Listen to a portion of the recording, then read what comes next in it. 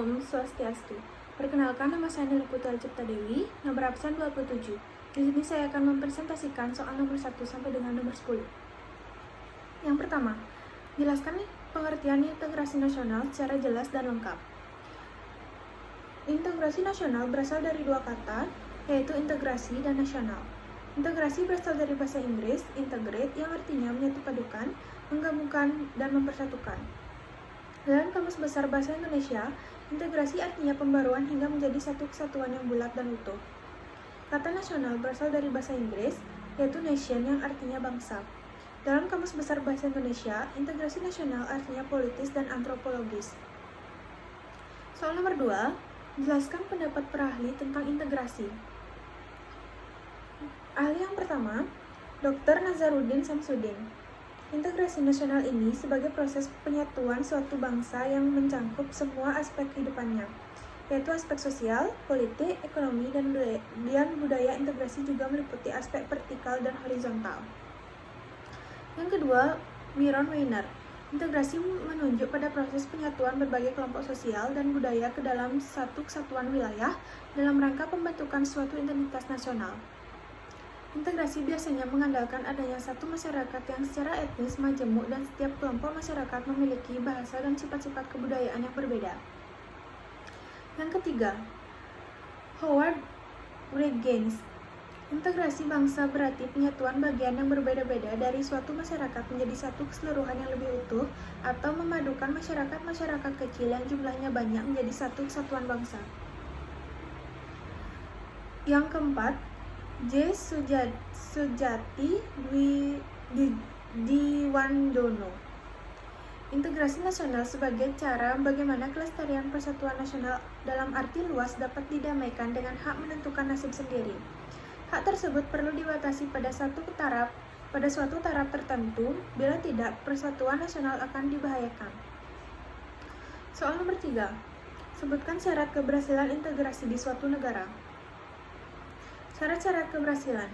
Yang pertama, anggota-anggota masyarakat bahwa mereka berhasil saling mengisi kebutuhan-kebutuhan antara satu dan lainnya.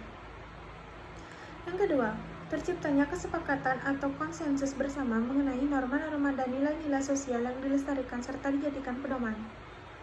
Yang ketiga, norma-norma dan nilai-nilai sosial dijadikan aturan baku dalam melangsungkan proses integrasi sosial. Soal nomor 4. Sebutkan faktor pembentuk dan penghambat integrasi nasional secara lengkap. Faktor pembentuk. Adanya rasa senasib dan seperjuangan yang diakibatkan oleh faktor sejarah. Yang kedua, adanya ideologi nasional yang tercermin dalam simbol negara, yaitu Garuda Pancasila dan semboyan Bhinneka Tunggal Ika. Yang ketiga, adanya tekad serta keinginan untuk bersatu di kalangan bangsa Indonesia seperti yang dinyatakan dalam Sumpah Pemuda.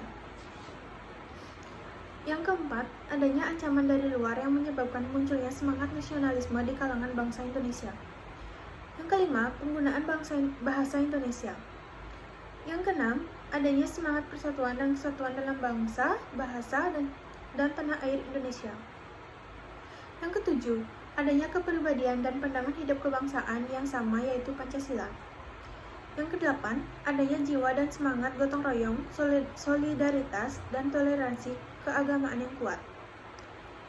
Kedelapan, adanya rasa senasib sepenanggungan akibat penderitaan penjajahan.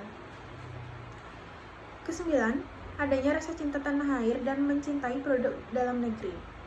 Faktor penghambat, kurangnya penghargaan terhadap kemajemukan yang bersifat heterogen. Yang kedua, kurangnya toleransi antar golongan. Yang ketiga, kurangnya kesadaran dari masyarakat Indonesia terhadap ancaman dan gangguan dari luar. Yang keempat, adanya ketidakpuasan terhadap ketimpangan dan ketidakmerataan hasil-hasil pembangunan. Soal nomor 5, menurut pendapat kalian, bagaimana saja tantangan dalam menjaga keutuhan NKRI? Tantangan dalam menjaga keutuhan NKRI, yaitu ada tantangan internal adalah segala bentuk gangguan dari dalam negeri yang dapat menggoyahkan kesatuan dan persatuan NKRI. Contohnya, keanekaragaman bangsa, kesenjangan sosial dan ekonomi di masyarakat, separatisme, dan radikalisme. Yang kedua ada tantangan eksternal, yaitu segala bentuk gangguan dari luar negeri yang dapat menggoyahkan kesatuan dan persatuan NKRI. Contohnya globalisasi, intervensi asing, dan jaringan narkoba internasional. Soal nomor 6, bagaimana cara menumbuhkan kesadaran bela negara? Kesadaran bela negara dapat dilakukan dengan patuh dan taat pada hukum, belajar yang rajin, melestarikan kebudayaan, dan memakai produk lokal Indonesia. Selain itu, kesadaran bela negara juga dapat dilakukan dengan cara yang pertama, pendidikan kewarganegaraan.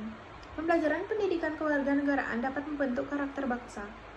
Yang kedua, pelatihan dasar kemiliteran. Pelatihan dasar kemiliteran dipelajari oleh TNI sebagai komponen kekuatan utama dalam bela negara. Yang ketiga, pengabdian sebagai prajurit tentara nasional secara sukarela atau wajib. Mengabdi sebagai prajurit TNI untuk melindungi kedaulatan negara dan menghadapi ancaman yang berasal dari luar, khususnya ancaman militer. Yang keempat, pengabdian sesuai profesi. Pengabdian warga negara dalam bela negara sesuai profesinya, contohnya PMI, para medis, tim SAR, dan petugas bantuan sosial. Soal nomor 7, apa itu bela negara? Bela negara merupakan hak sekaligus kewajiban setiap warga negara. Bela negara tidak harus dilakukan dalam keadaan genting, namun bela negara dilakukan setiap saat dan dapat diwujudkan dalam bentuk yang beragam. Soal nomor 8, apa saja dasar hukum bela negara? Dasar hukum bela negara adalah yang pertama, TAP MPR nomor 6 tahun 1973 tentang konsep wawasan Nusantara dan keamanan nasional. Yang kedua, Undang-Undang Republik Indonesia nomor 29 tahun 1954 tentang pokok-pokok perlawanan rakyat. Yang ketiga, Undang-Undang Republik Indonesia nomor 20 tahun 1982 tentang ketentuan pokok Hankam Negara RI diubah oleh Undang-Undang Republik Indonesia nomor 1 tahun 1988. Yang keempat, TAP MPR nomor 6 tahun 2000 tentang pemisahan TNI dengan Polri. Yang kelima, TAP MPR nomor 7 tahun 2000 tentang peranan TNI dan Polri. Yang keenam, Amandemen Undang-Undang Dasar Negara Republik Indonesia tahun 1945 pasal 30 ayat 1 dan 2 menyatakan bahwa tiap warga negara berhak dan wajib ikut serta dalam usaha pertahanan dan keamanan negara yang dilakukan melalui sistem pertahanan dan keamanan rakyat semesta oleh TNI dan kepolisian sebagai komponen utama dan rakyat sebagai kekuatan pendukung. Ada pula pasal 27 ayat 3, setiap warga negara berhak dan wajib ikut serta dalam upaya pembelaan negara. Yang ketujuh, Undang-Undang Republik Indonesia nomor 3 tahun 2002 tentang Pertahanan Negara ayat 1, setiap warga negara berhak dan wajib ikut serta dalam upaya bela negara yang diwujudkan dalam penyelenggaraan pertahanan negara. Ayat 2, keikutsertaan warga negara dalam upaya bela negara dimaksud ayat 1 diselenggarakan melalui kegiatan-kegiatan sebagai berikut. Yang pertama, pendidikan kewarganegaraan. Yang kedua, pelatihan dasar kemiliteran. Yang ketiga, pengabdian sebagai prajurit TNI secara sukarela atau wajib. Yang keempat, pengabdian sesuai dengan profesi.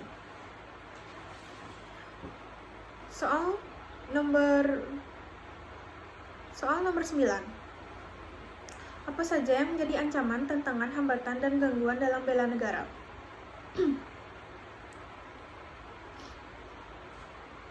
Yang menjadi ancaman dari luar negeri, agresi, sabotashe, pelanggaran wilayah oleh negara lain. Dari dalam negeri, pemberontakan bersenjata, aksi teror, konflik horizontal, dan perusakan lingkungan. Tantangan dalam usaha bela negara adalah penyebaran hoaks yang dimana itu dapat merusak ideologi atau kepercayaan seseorang terhadap pendiriannya, globalisasi berkembang pesat, kesadaran juga dan kepedulian yang minim. Hambatan: kurangnya fasilitas yang mendukung, perkembangan teknologi yang kurangnya kekuatan bersenjata, perekonomian yang tidak stabil. Gangguan: kesenjangan perekonomian yang dapat menimbulkan kecemburuan sosial, perbedaan pendapat dalam politik, rendahnya pemahaman rakyat tentang ideologi bangsa, masuknya kebudayaan asing yang membawa ideologi yang berbeda dengan bangsa lain. Yang ke-10, apa saja yang bisa kami lakukan untuk bela negara? Tidak telat datang ke sekolah, belajar dengan giat, mematuhi peraturan sekolah. Sekian presentasi saya dan saya tutup dengan Param Santi. Om Santi.